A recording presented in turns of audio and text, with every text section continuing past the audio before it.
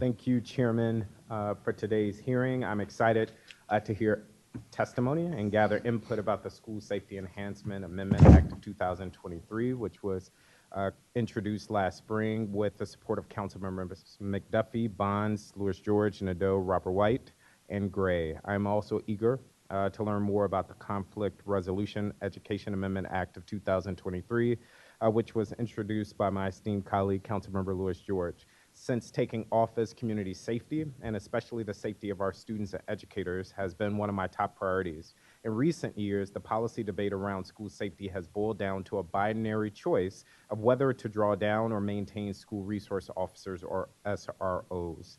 But for several reasons, that debate has distracted from some important realities. First, MPD is facing significant recruitment issues that are unlikely to change dramatically in the near future, and also faces other demands on officer time.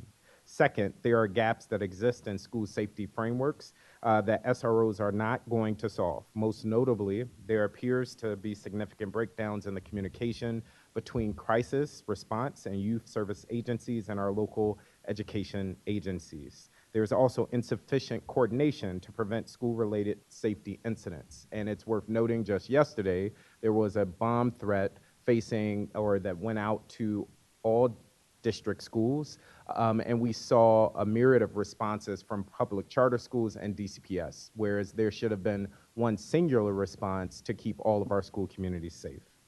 I want to highlight a couple of concrete examples. First, towards the end of last year, 2 DCPS high school students were robbed at gunpoint when they were playing catch at a nearby recreation center.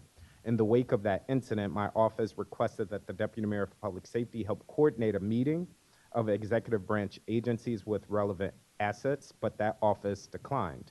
To date, no such meeting has taken place, nor is it clear that any on-site personnel at the 4 adjacent school campuses have the capacity or authority to take on such an effort. Another example, a public charter high school student was recently shot on his way to school near Union Market. The violence was reportedly a continuation of a dispute that had seen several students suspended, or as a result of several students being suspended, but not the individual who was targeted. He was targeted on his way to school, in part because that's where his assailants knew he would be.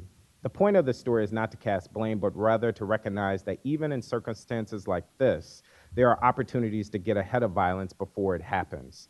I'm looking forward to today to gather feedback about the legislation, learning more about the existing efforts to keep school communities safe, and how we can strike the right balance to ensure that we set a baseline standard across our school communities, both DCPS and public charter schools, while also affording each community the flexibility needed to address its specific needs. Thank you, Mr. Chairman.